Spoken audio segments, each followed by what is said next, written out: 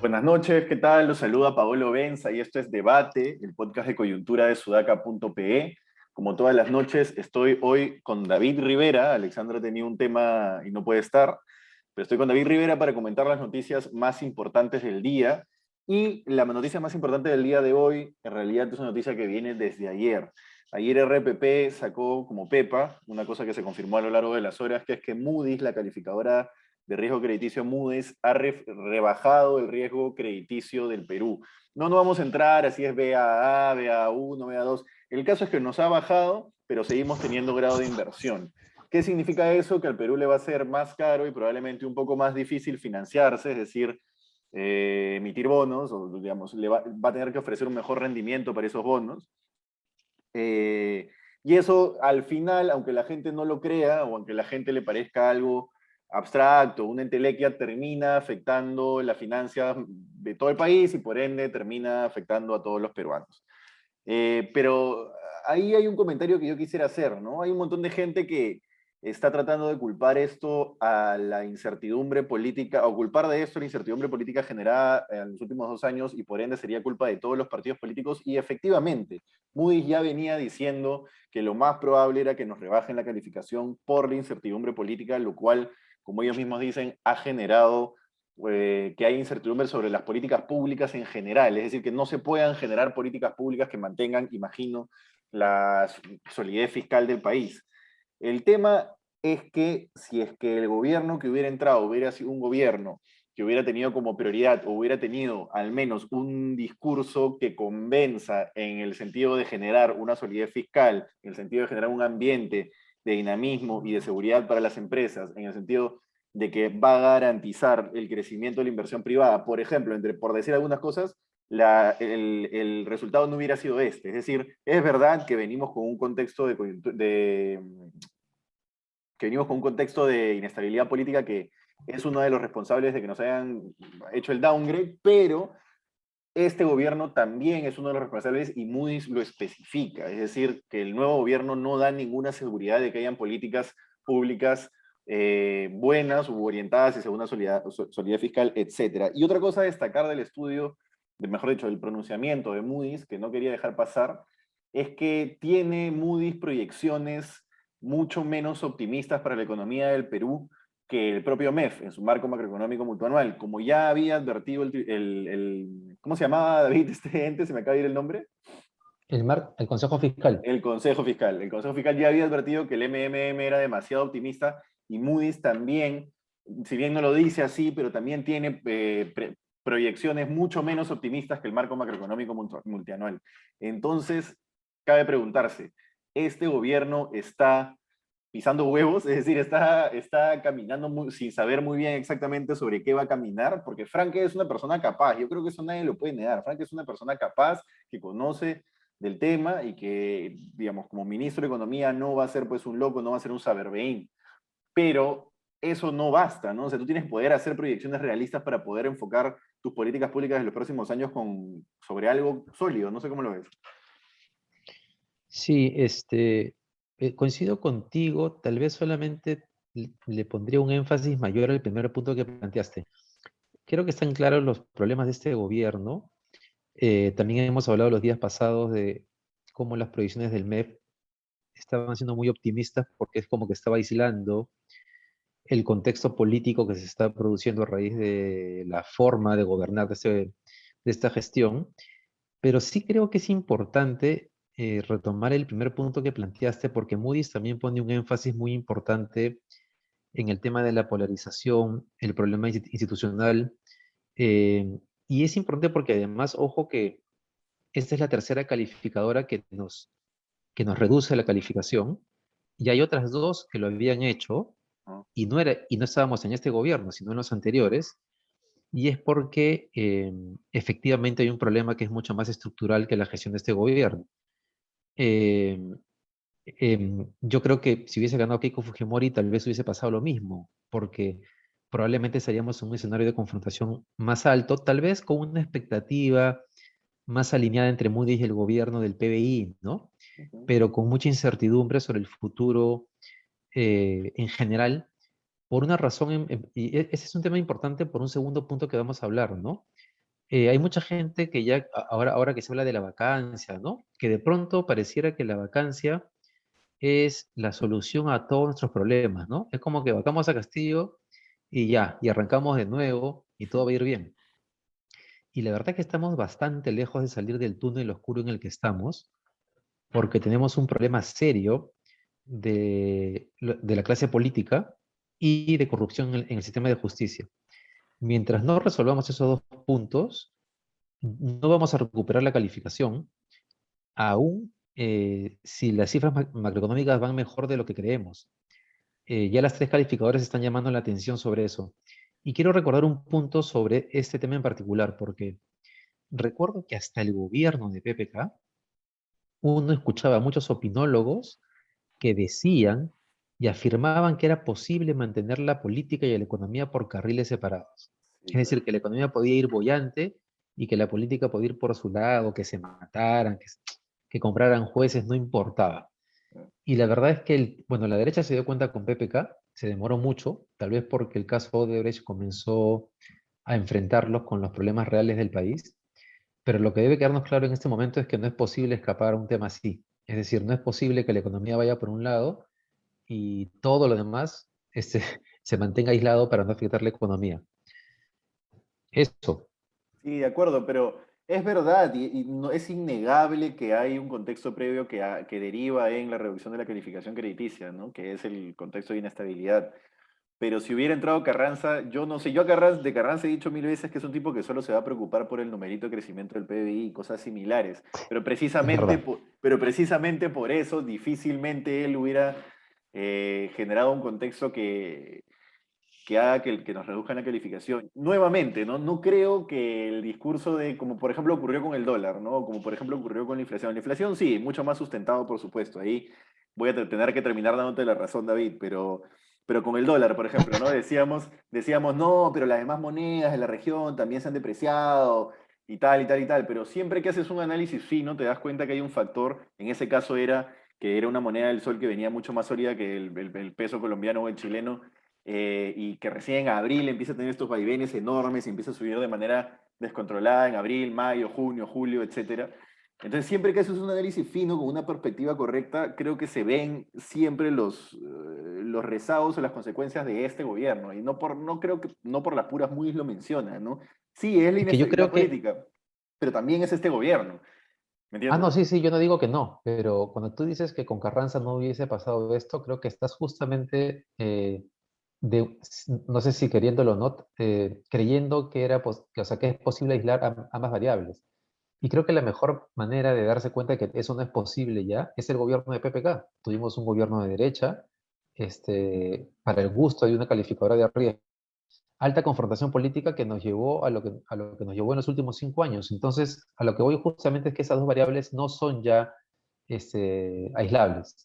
Claro, pero ojo David, cuando PPK gobernó tenía a una mayoría aplastante en el Congreso, cosa que no se da ahora. ¿Me dejo Ah, no, entender? no, O claro, sea, sí, es otra coyuntura. Creo que pensar que la incertidumbre, no que la incertidumbre, que la inestabilidad y la confrontación política es una constante en el país, no necesariamente tiene por qué ser así. Lo que sí va a ser una constante es la corrupción, por ejemplo. Eso creo que sí estamos totalmente de acuerdo. Pero la confrontación no lo sé. ¿cuánto tiempo llevamos de confrontación política? Vamos a dar el recuento. Toledo, el APRA se lo quiso bajar, Sí, ¿no pero es no se lo cierto? bajó, ¿no? O sea, Ya, no, ya, no se lo bajó, pero en Alan, ese momento Alan nunca lo hubiera veíamos la bajado, ¿no? democracia, un boom de precios de los minerales como ahora. Luego vino García. García tuvo a toda la derecha alineada con él y eso le permitió defenderse Tranquilo, de lo que claro. en ese momento fue la maquinaria nacionalista, porque en ese momento el humanismo fue el principal generador, digamos, entre comillas, de inestabilidad, si quieres, o de ataques. Luego viene Humala, y el gobierno de Humala fue de alto nivel de confrontación, el fujimorismo y el aprismo contra el humanismo, 5 años, que fue muy fuerte. Y de ahí viene Pero, PPK. Pero distingamos, pues, David, ¿no? Porque si hay oposición, la oposición existe aquí en Inglaterra, en Estados Unidos, ¿no? La oposición es eso, se opone al gobierno, ¿no? Pero Pero es una que en el cosa Perú es no ha habido oponerse, solamente eso. En el Perú pero, ha habido mucho más que eso. En el gobierno de Mala, por ejemplo, había una pelea de fondo que era el control del sistema de justicia. El intento de poner a Pablo Sánchez como el fiscal de la nación para sacar a Peláez en ese momento cuando se destapa el caso Ancash es una pelea que tiene que ver con la corrupción del sistema político. de acuerdo, No es un tema ideológico. pero no había la virulencia que terminaba en censuras o renuncias ministeriales como hubo en el gobierno de PPK. Creo que ahí sí hay Ah, no, no, no. Lo de distinción. PPK es el clímax, claro está, sí. Pero no es que pasamos de esa variable que no existía a de pronto ese punto álgido. Es un El, proceso, ¿no? el, Que ha el ido Pe- creciendo y creciendo y creciendo. el Perú está calato, decía Ganosa, ¿no? Con Andrés El Perú Stiglitz. está calato. Y estábamos realmente calatos, y lo estamos Pero viendo, ¿no? en cualquier caso, yo estoy de acuerdo contigo en lo que planteas sobre este gobierno. Justo comenzaba diciendo en mi comentario que ya hemos hablado en los últimos días mucho sobre eso y yo estoy de acuerdo con lo que has planteado, pero también creo que esas dos variables ya no caminan por separado, sino que van juntas y que un Lucho Carranza ya no arregla ese problema. Ya pasaron 15 años de que eso fue así. El tema es mucho más complejo y está clarísimo que este gobierno no va a solucionarlo. Es verdad, es verdad. Te voy a terminar dando la razón de que un Lucho Carranza por sí solo no iba a terminar de convencer a una calificadora como Moody's de que no nos íbamos hacia un camino de un downgrade. Tienes razón, sí, es verdad. Quizás hubiera habido menos posibilidades porque él se hubiera abocado desde el día uno a generar todo el contexto necesario para que hubiera ciertas seguridades, ¿no? Pero sí, tienes razón, no, no Ima- es suficiente, no es suficiente. claro, imagínate a Lucho Carranza, ¿qué ganaba? Lucho Carranza, ministro de Economía.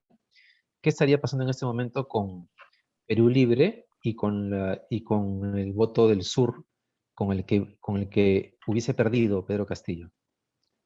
Serían una oposición brutal contra un gobierno fujimorista. Pero de Y 30 y Lucho pico, Carranza no sería capaz de contener eso. pero de 30 y El pico problema es mucho congresistas, más, pero de 30 y pico congresistas, ¿no? No, no los 70 y pico que tenía el fujimorismo. yo te diría que Castillo es un mal presidente, pero en la campaña nos mostró que como sindicalista y opositor puede ser muy bueno. Con Cerrón, ¿no? Y, Tú ahí crees, sí, pues, puede y ser la que hubieran huelga logrado alianza. magisterial, y la huelga magisterial del 2016-17 también lo demuestra, ¿no? Es que son cosas diferentes, pues, ¿no? Pero bueno, estamos especulando en realidad. Estamos especulando, es verdad.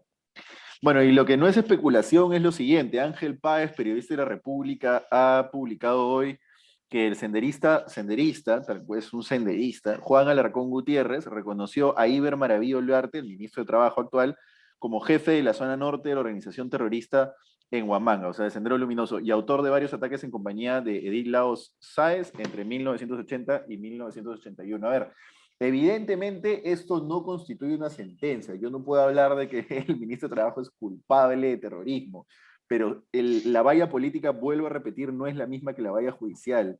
Y si tienes un ministro de Trabajo con tantos vínculos eh, con el terrorismo, políticamente yo creo que es insostenible. Y si se lo están sosteniendo, es simple y sencillamente porque Castillo no quiere ceder a las embatidas del serranismo. No sé cómo lo ves tú. De acuerdo con lo que acabas de decir, eh, es políticamente insostenible ese ministro y además va a llevar a que la mayor parte de bancadas en el Congreso estén contra el gobierno, cosa que hasta ahora no había pasado. O sea, no es defendible que Castillo quiera defender a su ministro de Trabajo. Políticamente es imposible, es inviable. Y el problema con Castillo efectivamente es que todo parece indicar que está cayendo en la idea de que todas estas críticas tienen que ver básicamente con una campaña de la derecha que quiere vacarlo. Esa campaña existe, está clarísimo, pero lo que él no puede negar pues, es que las decisiones que ha tomado son pésimas, ¿no? Claro. Son muy malas. Y el mejor reflejo de eso, como ya lo hemos dicho antes, es que el ala castillista de su bancada no está de acuerdo con lo que está haciendo, no está de acuerdo ni con el primer ministro que tiene, ni con la preponderancia que tiene Cerrón en las decisiones del gobierno. De hecho, Dina Boluarte habría propuesto que saquen a Bellido y al ministro de Trabajo. Y esa es su responsabilidad, y es responsabilidad estrictamente de Castillo. Y otro reflejo es que las bancadas de centro, moderadas del Congreso, le están comenzando a dar la espalda a Castillo. Otro ejemplo de eso es que diarios como La República, es decir, no es El Comercio, es La República, a quien no podemos acusar de un medio de derecha, quien está publicando estas investigaciones. Entonces es un poco, ¿cómo decirlo? Manipulador, paranoico creer que todo esto es una campaña de la derecha, ¿no? Claro, porque en la polarización se pierde el principio de realidad, porque cuando uno veía la interpelación y el posterior intento de censura a Jaime Saavedra, uno decía, racionalmente esto no tiene sentido, pero Así es. racionalmente, en el caso de Iber Maraví, sí tiene sentido, lo mismo en el caso de Béjar, sí tiene sentido. Puede discutirse, hay un margen para la discusión, si es que es finalmente justificado Y o en lo no, de pero Béjar había más margen que en este caso, ¿no? y sí, también, exacto, exacto. Bueno, y acabas de mencionar una cosa importante que voy a destacar. Dina Boluarte, la moderada. Le hicimos un perfil en Sudaca como el contrapeso a Cerrón dentro de Perú Libre y el contrapeso a Cerrón en el entorno de Castillo. Y no sé, pues ahí yo sigo abogando porque una vacancia presidencial es una salida viable, ¿no? Porque si tienes una persona que demuestra mucha mayor sensatez y es mucho más ducha a la hora de reconocer el escenario político, de repente es mucho mejor presidenta, ¿no? Sí, mira, yo creo que estamos encaminados a que eso suceda. Ya comienzan a haber muchas, digamos, Jaime Bedoya es un tipo que no se compra esta polarización y su columna de hoy es bien aguda y dura con el gobierno y con Castillo, ¿no? Digamos, bueno, Álvarez Rodríguez también ha tenido algo hoy día, pero él ya está más alineado, creo, Matafor. en una posición como incluso que no le dieran la confianza a Bellido. Pero ha habido, ya hay gente de centro que comienza a hablar de que esto, incluso gente de izquierda, que comienza a deslizar como que Castillo no está capacitado para gobernar. Ojo que no he dicho incapaz moral, porque ya ahí se va a abrir otra discusión jurídica sobre si es que llega ese momento, sobre si es que la Constitución, como desliza Jaime Bedoya, incluye la torpeza o la estupidez como parte de las incapacidades, ¿no? Sí, Porque en realidad en ese momento no hay ningún motivo legalmente justificable para vacar a Castillo. sí, Lo que estamos sí, hablando es de un presidente que no sabe tomar decisiones, que cambia de posición de un día para otro. Hoy día, no hemos comentado, pero él ha publicado en su Twitter una foto con Bellido, diciendo que sigue el trabajo en conjunto, cuando en los días previos, tal cual como contó Sudaca hace una semana, supuestamente había un conflicto interno, ¿no? sí, Entonces uno ya no sabe bien qué cosa es lo que está pasando de verdad y qué cosa quiere hacer Castillo. sí, Es bueno, dificilísimo. Creo que bueno, ni él lo sabe en realidad. sí, bueno, yo creo que en comunicaciones lo están asesorando muy, muy mal, pero muy, Yo te muy diría que en mal. política, antes que en comunicación, ¿no? O sea, en Sí, este y caso la sí, comunicación yo- es como una derivada de sus derivada problemas. de, Sí, claro, claro, claro, claro. pero bueno, es peligroso en realidad. A mí me preocupa mucho, o sea, hay mucha gente que cree que la mejor salida ahora es vacar a Castillo y yo de verdad yo no creo que esa es la mejor salida. Yo sé que tú crees eso, Paolo. Yo creo que la mejor salida, Desde antes de que sí, asuma. yo creo que la mejor salida, y yo todavía espero que eso sea así, es que Castillo reaccione. Y que Castillo reaccione y que convoque un grupo, un gabinete de izquierda, pero de izquierda, digamos, no con estos ministros que tienen tantos eh, anticuchos, por simplificar la historia, ministros que no requieran cursos de inducción sobre la violencia de género, ¿no? Ahí Que es, está, o sea, que es lo que ha dicho Nayd Durán ahora sobre el caso Bellido. O sea, digo, te voy a decir algo, David, que te vas a cagar de risa, pero creo que está siendo un poco inocente.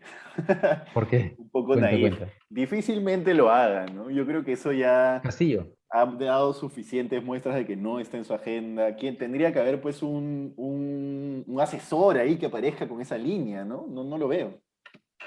Sí, y además creo que ahí hay un problema porque como efectivamente hay una campaña de la derecha, porque eso es real, ¿no? Castillo solo está mirando esa parte de la foto. Y entonces está jugando con esa variable. Entonces todas sus decisiones apuntan a responder a esa variable. Y no está mirando el resto de la foto, el resto del panorama, que tiene que ver con que sectores que normalmente hubiesen esperado que él haga un buen gobierno, están fastidiados, desconcertados, comienzan a preguntarse lo de la vacancia, y eso es peligroso para él, para su gobierno. Vamos a ver si al menos tiene ese pragmatismo, ¿no? Y para tocar dos temas importantes antes del cierre del podcast, que ya nos quedan más, máximo 5 minutos o 6. Uno importante es los presuntos cambios en la policía, ¿no? El Comercio y la República han dicho que César Cervantes ya no sería más el comandante general de la PNP. Y lo gracioso es que Doris Aguirre de la República ha llamado a César Cervantes y le ha dicho que no tiene ni la más mínima idea de lo que le están diciendo y que le sigue despachando lo más normal, ¿no? Y han dado dos nombres como reemplazos, ¿no? Un nombre es Javier Gallardo y el otro es Roy Ugaz. Y claro, uno siempre para el ojo y para la oreja cuando hacen cambios en sitios estratégicos como la policía o las Fuerzas Armadas, porque finalmente todos aquí creo, bueno, no todos, pero por lo menos yo y considero que más personas de las que normalmente ocurre tienen la idea de que la única forma en la que este gobierno se va a poder sostener, llegado el momento al que tú mismo has dicho, David, que nos encaminamos, es mediante el control de las fuerzas policiales y armadas. No sé si estoy siendo ya quizás demasiado exagerado. No, podría ser, ¿no? En este escenario de polarización y de, y de solo mirar eso como la variable principal, el ataque de la derecha es posible. Ahora, un par de cosas sobre el tema. Uno que, solamente para darle el crédito, me dicen acá que Epicentro es el primero en que Vale, sacó el vale, dato vale. de la salida del comandante general de la policía. Y lo segundo es que, y tiene que ver con Epicentro también, cuando entrevistaron al ministro del Interior ya hace un par de semanas y le preguntaron si era cierto que le iban a pedir el cambio, el ministro no fue categórico en decir no o sí, o sea, ya estaba en la cabeza esa variable, y ya había pasado además lo de la intervención de los locales de Perú Libre, ¿no? El problema acá es que no vamos a tener forma de saber si es cierto o no. Ahora, dicho eso, también hay que decir que cuando al comienzo del gobierno hubo esta intervención de la Inspectoría de la Policía, si no me equivoco fue la DIRCOTE, el comercio patinó, ¿no? Porque aparentemente se especuló que también era porque estaban buscando los documentos de los casos de Pellido y de Bermejo, y por todo lo que se supo después, aparentemente eso no fue real. El problema en este caso en particular es que no sé cómo vamos a saber si es verdad o no que el motivo del cambio del comandante general tiene que ver con el caso de Perú Libre, porque obviamente el gobierno lo va a negar, y por lo que estás comentando tú, Paolo, en realidad no han conversado con el comandante general.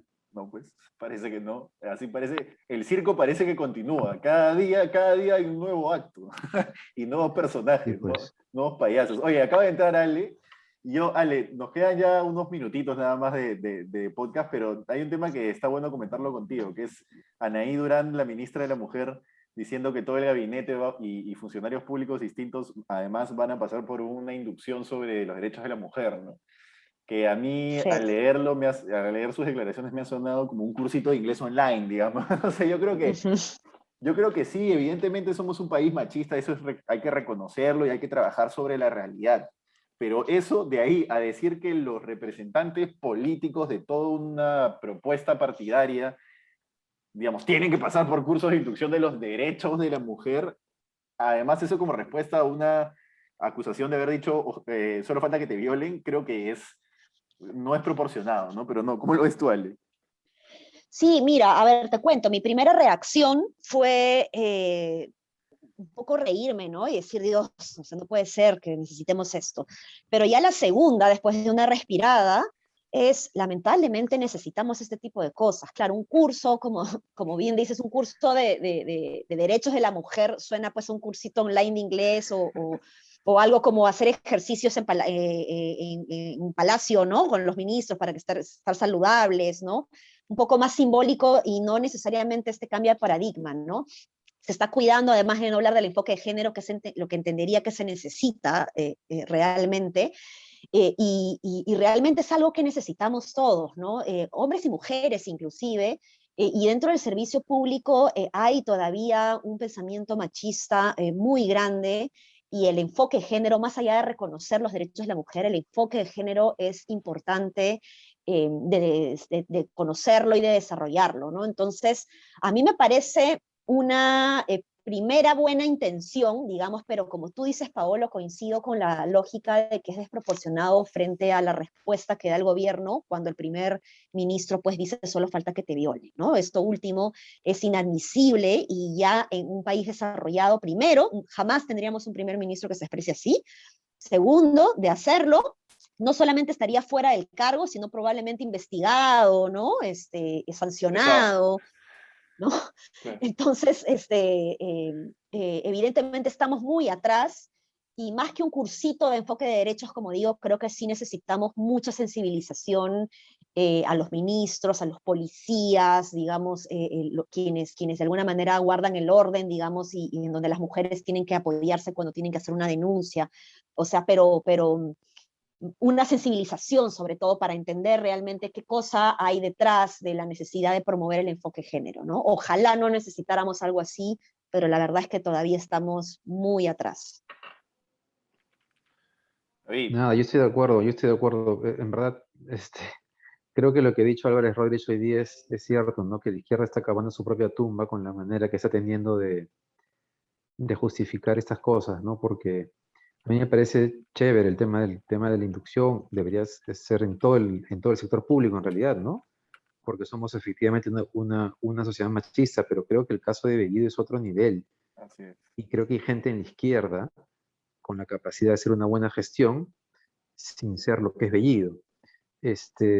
Y lo otro que se le está criticando mucho es que probablemente si esto hubiese pasado con un ministro como Montoya, no estarían hablando de cursos de inducción, sino que estarían destruyéndolo políticamente. Claro. Sí, tal cual. Entonces, hay un tema como de coherencia que no existe, ¿no? Mejor dicho, no hay coherencia. Sí, tal cual, tal cual. Y como dice David, claro, sirve, los funcionarios, un curso de inducción en los derechos de la mujer necesario, como dice Alexandra, es algo que necesitamos, pero claro, desproporción total, ¿no? Total. Y esto último que ha dicho David también es importante, ¿no? Esta coherencia que tú necesitas dentro de los principios que tú persigues, ¿no?